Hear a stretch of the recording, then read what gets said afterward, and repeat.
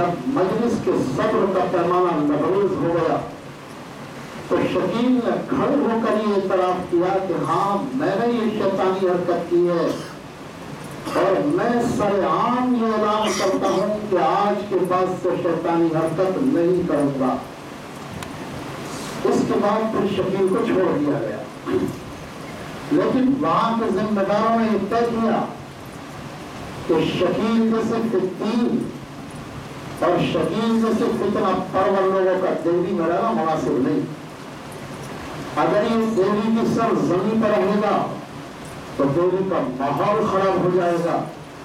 چنانچہ انہوں نے یہ طے کیا کہ شکیل کو ابھی اور اسی وقت دیوی سے روانہ کر دیا جائے۔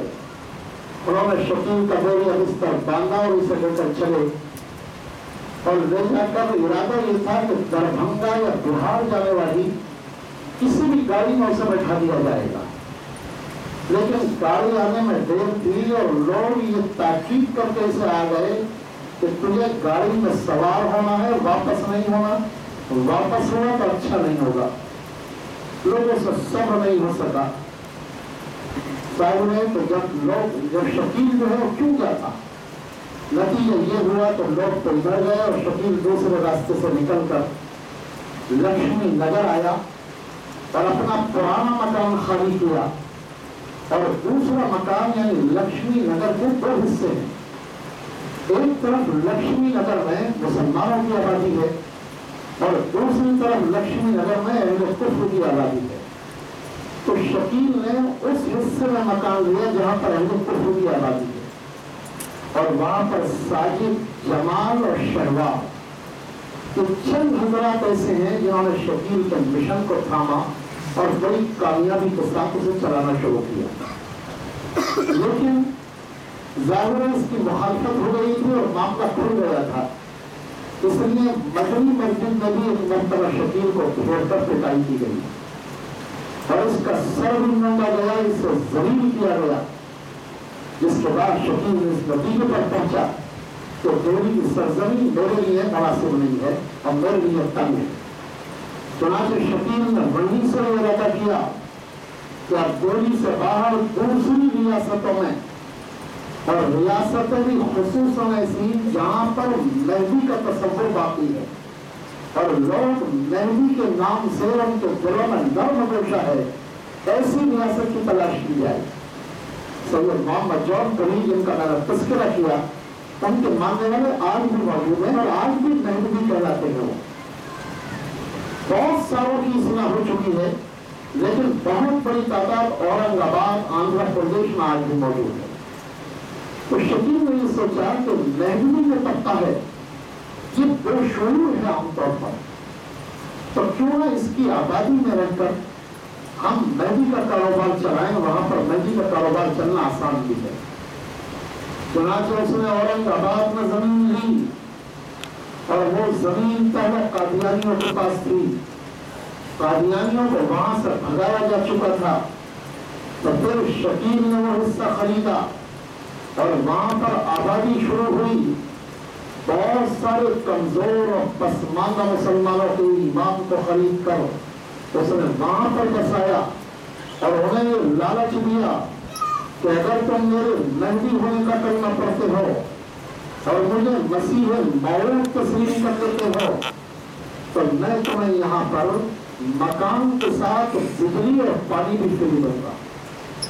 چنانچہ بہت سے پلاٹ کاٹے گئے اور بجلی اور پانی کا انتظام کیا گیا۔ آج وہاں پر پوری آبادی ہے اور اس کا نام اس نے رکھا ہے مہدی نگر، اس کا نام مہدی نگر ہے۔ شکیل نے 2003 میں دعویٰ کیا تھا اور 2006 میں اس نے اپنی ایک کتاب شائع کی جس کا نام ہے مسیح علیہ السلام کی آمد کی پیشین گوئیاں۔ آج یہ کتاب کبھی بھی نہیں ہوتی اور کسی کے پاس اس کتاب کا وجود نہیں۔ شکیل نے یہ کتاب غائب کر دی ہے۔ اس کی وجہ یہ ہے کہ اس کتاب میں شکیل نے جو کچھ لکھ دیا ہے وہ تمام تر شکیل کے خلاف پڑھنے لگا ہے۔ مثلا شکیل نے لکھا کہ امام مہدی کی عمر زیادہ سے زیادہ 9 سال ہوگی، تو ظاہر ہے شکیل کو 2012 میں مر جانا چاہیے تھا۔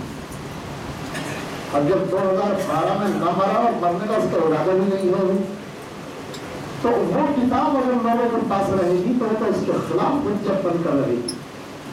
اس لیے شکیل نے اس کتاب کو غائب کر دیا ہے. میرے پاس وہ کتاب موجود ہے. بس صرف کتاب نہیں بلکہ ایسی دستاویز بھی موجود ہے شکیل کی ذاتی کہ جس کا شاید شکیل کو تصور بھی نہیں ہوگا. تو میں نے سب سے پہلے وہ کتاب مجھ کو مہاراشٹر ہی سے ایک مخلص مسلمان نے بھیجی تھی اور یہ کہا تھا کہ آپ نے امام مہدی پر کام کیا ہے تو ہم یہ چاہتے ہیں کہ شکیل نامی جو شخص دہلی میں بیٹھ کر مہدویت کا پرچار کر رہا ہے آپ اس کا رد لکھ دیں. یہ کتاب 2006 یا 2007 میں میرے پاس پہنچ گئی تھی. لیکن میں یہ سوچتا رہا کہ اگر شکیل کے خلاف فوراً کتاب لکھی گئی تو اس فتنے کو لوگ جانتے نہیں ہیں فوراً جان جائیں گے. اور کبھی کبھی ایسا ہوتا ہے کہ کتاب لکھنا کسی ضلالت کی تشہیر ہو جاتی ہے اور اس شخص کو شہرت کی بلندیوں پر پہنچا دیا جاتا ہے. نتیجہ یہ ہوا کہ میں نے کتاب تو نہیں لکھی, انتظار کرتا رہا تاکہ شکیل کا فتنہ بڑھتا چلا گیا اور دہلی سے اطلاعات ملتی چلی گئی کہ شکیل کا فتنہ سنگین سے سنگین تر ہوتا چلا جا رہا ہے. تو میں نے اس کتاب کو دیکھا اور اس کتاب کا مطالعہ کرنے کے بعد پھر ایک مختصر سا رسالہ لکھا جس کا نام تھا مہدی کذاب شکیل بن ہنی. اور وہ رسالہ لکھ کر کمپوزنگ کر میں نے نیٹ پر ڈال دیا. میں نے اسے شائع نہیں کیا. تقریباً 3 سال تک 2010 میں ہم نے وہ رسالہ ڈالا تھا. 3 سال تک وہ شکیل کے خلاف پڑا رہا. شکیل نے کوئی جواب نہیں دیا. کل اس کے جو جواب دے میں اس رسالے کا خلاصہ آپ کو پیش کرنا چاہتا ہوں تاکہ آپ شکیل اور مہدی اور مسیح کا تقابلی مطالعہ کر سکیں.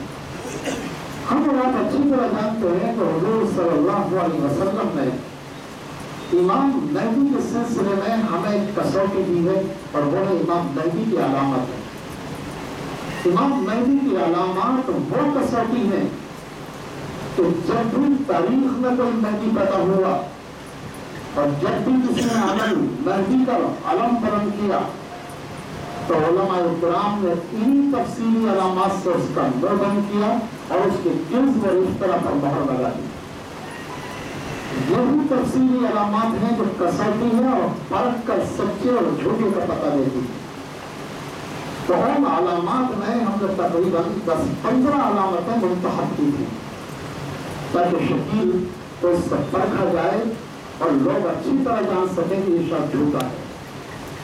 اور میں سے پہلی علامت یہ تو حضور صلی اللہ علیہ وسلم نے ارشاد فرمایا کہ المہدی من عطرتی, کہیں فرمایا کہ المہدی من ولد فاطمہ, کہیں فرمایا سيخرج من صلبه رجل. یعنی آپ صلی اللہ علیہ وسلم نے ان 3 حدیثوں میں 3 بات کی طرف اطلاع فرمائی. آپ نے پہلی بات تو یہ ارشاد فرمائی کہ مہدی میرے خاندان کا ہوگا اور دوسری بات یہ ارشاد فرمائی کہ مہدی میری بیٹی فاطمہ کی اولاد سے ہوگا اور تیسری بات آپ صلی اللہ علیہ وسلم نے ارشاد فرمائی کہ سيخرج من صلبه, حضرت حسن کی طرف اشارہ کرتے ہوئے کہ مہدی حسن کی نسل سے ہوگا. 3 باتیں آپ صلی اللہ علیہ وسلم نے ارشاد فرمائی. اس لیے تاریخ میں جب بھی کوئی مہدی ہونے کا دعویٰ کرے گا تو ہم دیکھیں گے کہ کیا وہ آپ صلی اللہ علیہ وسلم کے خاندان سے ہے, کیا وہ حضرت فاطمہ کی اولاد سے ہے, کیا وہ حضرت حسن کی نسل سے ہے. شکیل کا سلسلہ یہ ہے کہ وہ پٹھان خاندان کا ہے, گرچہ اس وقت اپنے نسب کو چھپا رہا ہے لیکن ہمارے پاس اس کی ووٹر آئی ڈی موجود ہے اور ووٹر آئی ڈی میں اس کا پٹھان ہونا لکھا ہوا ہے. تو شکیل پٹھان خاندان کا ہے. ظاہر ہے کہ جب حضور صلی اللہ علیہ وسلم کے نہ اس کے خاندان سے کوئی تعلق ہے, نہ یہ فاطمہ کی اولاد ہے, اور نہ اس کا حضرت حسن کی نسل سے کوئی تعلق ہے تو اس کے جھوٹا ہونے میں کسے کلام ہو سکتا ہے؟ تو پہلی بھی جو کسوٹی تھی اس کی ہو سے شکیل جھوٹا ثابت ہوا. شکیل کہتا ہے اس کے جواب میں اپنی کتاب میں کہ خاندانوں کا جو شجرہ اور تاریخ ہے وہ محفوظ نہیں ہے، اس لیے یہ پتہ نہیں چل سکتا کہ کون آدمی کس خاندان سے ہے. اب سید ہونے کا جھوٹ تو نہ بول سکا، لیکن یہ ضرور کہہ گیا کہ ہو سکتا ہے